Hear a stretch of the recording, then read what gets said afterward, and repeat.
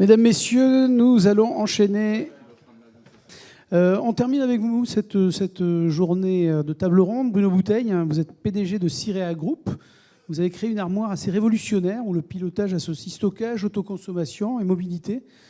Alors j'imagine qu'il y a beaucoup, là aussi, d'intelligence artificielle dans un système pareil. Je vous laisse présenter tout ça, Bruno Bouteille. Oui, bonjour. Donc en fait, puisqu'on parlait d'autoconsommation pilotée, si vous voulez, nous, la première chose que nous demandent nos clients, c'est quel est leur ROI. Et nous, donc, notre leitmotiv, c'est de dire qu'il faut augmenter le taux de couverture. Voilà. Et donc, la première chose, c'est que derrière, pour augmenter le taux de couverture, c'est qu'il faut donc piloter les usages en même temps qu'on a le productible. Voilà. Donc, et c'est d'autant plus... Alors, c'est vrai chez le particulier et c'est vrai aussi, en fait, encore plus chez les clients que l'on a enfin, dans le domaine industriel. Voilà. Et la manière, en fait, après, derrière, d'avoir aussi de la souplesse, c'est d'intégrer du stockage. Donc, en fait, on a développé, parce que historiquement, on travaillait déjà beaucoup à l'export depuis des années, on avait déjà intégré des solutions avec du stockage, et que quand on était sur des sites isolés, on sait que la source, elle est limitée, et que si derrière, on ne pilote pas les consommations, ben, la source, elle risque de s'effondrer. Donc, rapidement, en fait, on a commencé à piloter les usages. Voilà. Et sur l'autoconsommation pilotée, ben, on a continué sur ce principe-là. Donc aujourd'hui, on a développé une gamme d'armoires qui sont pour le domaine résidentiel, qui vont intégrer un gestionnaire d'énergie que l'on fabrique, parce qu'en fait, à l'origine de la société, qui a presque 30 ans maintenant, on fabrique des automates programmables. Et donc, on va intégrer un convertisseur et on va intégrer du stockage. Voilà. Ça peut correspondre, par exemple, à des projets comme ceux qui ont été évoqués ce matin par les V6, des armoires avec pilotage, par exemple, de l'eau chaude et pilotage ensuite, en fait, enfin, du stockage dans la batterie. Voilà. On peut aussi piloter les pompes à chaleur. On va dire qu'on fait un petit peu ce que fait Viessmann, mais en tout petit. Hein. Donc, on va faire concurrence à Viessmann. Le petit Viessmann d'Occitanie. Voilà. C'est ça. Mais nous, en fait, sur nos armoires, en fait, ce que l'on veut, c'est donner la main, en fait, à l'usager. Donc, du coup, aujourd'hui, il y a quand même beaucoup de solutions de domotique qui existent sur le marché.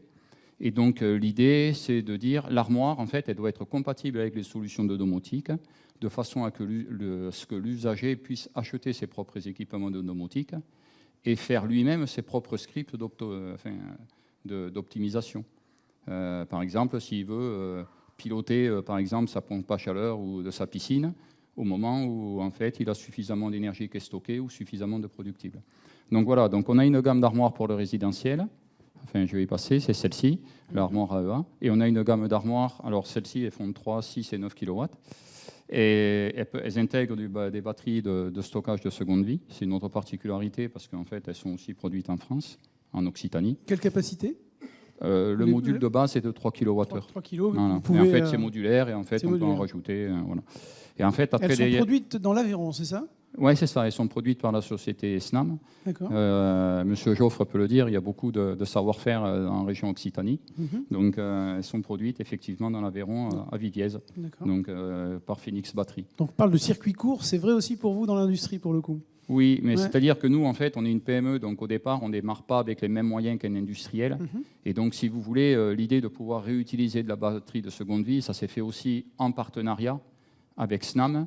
Et voilà, parce qu'on n'avait pas les capacités d'acheter 10 MWh de batterie pour pouvoir lancer notre fabrication et de réserver ça. Voilà, donc on a démarré progressivement de cette manière-là. Voilà. Voilà. Et ensuite, après, d'ailleurs, on a une gamme d'armoires qui s'appelle les armoires AEH, qui sont plutôt orientées pour l'industriel et le tertiaire, qui montent à 200 kW. Et aujourd'hui, on travaille sur des stockages en shelter qu'on intègre chez nous aussi, pour des stockages qui montent à 500 kWh ou voire plus, quoi. Voilà. Et toutes, en fait, sont basées sur le même principe, quoi. Voilà. Donc, on a toujours un principe qui est de mesurer les flux d'énergie, de ramener ça au niveau du gestionnaire. Le gestionnaire intègre des algorithmes de contrôle commande et il vient piloter les convertisseurs, voilà, et à bon escient aussi les consommations. Voilà. La semaine dernière, j'étais par exemple avec des industriels de l'agro. Et c'est vrai qu'on va dire qu'il y a beaucoup de charges qui peuvent être pilotées. Hein. Toutes les charges thermiques, etc., dans l'usine, elles sont facilement effaçables ou facilement décalables. Et donc, on peut assez facilement obtenir des gains et, on va dire, éviter un peu les pics de consommation, Et donc, si on évite les pics de consommation, c'est bon pour le réseau aussi, quoi. Voilà, donc on travaille, moi je pars toujours du principe qu'on travaille en corrélation avec le réseau, de manière à ne pas stresser le réseau. Voilà. Qu'on fonctionne en fait sur des solutions sans stockage, soit par exemple pour piloter des bornes de recharge, soit pour faire de l'autoconsommation, on va dire par exemple avec de l'écrêtage ou directement du pilotage de consommation, ou soit en fait en fonction city, c'est-à-dire qu'en fait c'est pour des collectivités. Ça permet en fait à des collectivités de gérer leurs usages, et notamment par exemple l'occupation de la salle des fêtes, enfin, etc., et de programmer dans le temps et les consignes et la surveillance en fait des consommations, etc., quoi. D'accord. Voilà. La question récurrente autour de la batterie et du stockage, c'est la rentabilité. Est-ce qu'aujourd'hui, il y a une rentabilité, une vraie rentabilité autour du stockage? Aujourd'hui, en fait, on va dire que chez le particulier, c'est un petit peu différent que chez l'industriel. Aujourd'hui, avec la dérégulation des marchés, il est clair que là, aujourd'hui, de toute façon, on ne peut pas étudier un projet, on ne peut pas lancer un projet si on n'étudie pas les courbes de charge de son client et ses usages.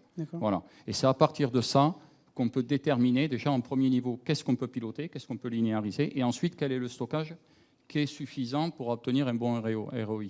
Mais aujourd'hui, on arrive même avec du stockage sur des ROI de 6 ans. Ah oui, parce qu'en fait, on a des coûts d'explosion de l'énergie qui sont énormes, quoi. Mmh. Voilà. Donc, chez l'usager, en fait, c'est un petit peu différent parce que le coût de l'énergie est moins cher. Ouais. C'est vrai que sur la batterie de seconde vie, on est quand même très très bien placé en termes de prix et que donc du coup, voilà. Mais c'est aussi une manière d'inciter les usagers à l'efficience énergétique, voilà, parce qu'on leur donne les outils, comme fait Viessmann aussi, de suivi, etc. Voilà. Et donc, voilà. On l'a déjà évoqué ce matin. Un dernier mot peut-être sur le fameux projet de 123 maisons, 1, 2, 3 soleils en autoconsommation collective. C'est votre stockage qui est dans ce projet, avec sol solidaire, on le rappelle. Ouais, ce sont des armoires en fait, de 3 kW, avec 6 kWh de stockage, et avec une particularité qu'on a intégré à un gradateur. Et donc, en fait, on pilote en premier niveau l'eau chaude, donc par exemple sur des ballons résistifs. On a un autre modèle, un autre jeu d'algorithmes quand on a des ballons thermodynamiques. Et ensuite, après, derrière, le surplus est stocké. Et là aussi, en fait... Aujourd'hui, en fait, si on revient sur des tarifs tempo, etc., on va pouvoir jouer sur la différence de coût du kilowattheure. Et par exemple, l'hiver, quand on aura moins de photovoltaïque, on aura moins de productibles, de pouvoir aussi recharger à bon escient, par exemple en heure creuse, pour pouvoir réutiliser en journée.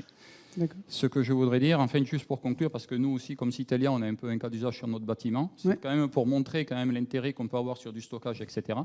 Nous, on a un abonnement on avait un abonnement de 42 kVA. On le ramène à 36. En fait, on a 48 kW de PV. On ne réinjecte pas au réseau. On a, on va dire 60 kWh de stockage. On a aussi une pile à hydrogène et on a 4 bornes de recharge 22 kW sur les voitures. Et en fait, on pilote le matin, comprenez, tout le monde branche sa voiture et c'est des Zoé. Et tout le monde soutirait 22 kW si on ne régulait pas les bornes, pour éviter en fait d'avoir un appel de puissance qui est trop important. Voilà. Et donc on arrive à avoir, nous là on arrive à économiser à peu près 14 000 € de carburant par an, et on arrive à avoir un taux de couverture sur l'année qui est supérieur à 60%. Voilà. Et je peux vous dire qu'on a fait de gros investissements sur les parties électriques. En 3 ans, en fait, on est passé, on est quasiment au même niveau de consommation soutirée au réseau que ce qu'on était auparavant, 3 ans avant, sans avoir les machines qu'on a, etc. Toutes les voitures aussi. Et les voitures et tout ça. Voilà. Un bel exemple, probant. Voilà. Ok, merci beaucoup, Bruno Bouteille, pour ce témoignage passionnant. C'est à vous. Oui, donc c'est ce que j'allais dire. J'ai vraiment une question très précise. Est-ce qu'on a une idée du coût du kilowattheure déstocké maintenant, aujourd'hui? Le prix du kilowattheure déstocké. Bruno Bouteille. Ça part déjà du principe à combien on l'a stocké. Oui. En fait, j'ai une question très concrète d'un industriel qui me dit, vu les prix qu'on lui propose, l'écart qu'il y a entre les heures creuses et les heures pleines été-hiver, il dit je vais stocker quand c'est le moins cher et je vais utiliser quand on me propose du mégawattheure à 1 000 €. Donc je voulais savoir à combien ça revenait maintenant de déstocker du kilowattheure. Moi je pars du... Alors, je vais vous donner une autre réponse. Voilà. Je veux dire qu'à partir d'un coût du kilowattheure qui est, on va dire, autour de 18 centimes, avec nos batteries, ça commence à être intéressant en fait de stocker.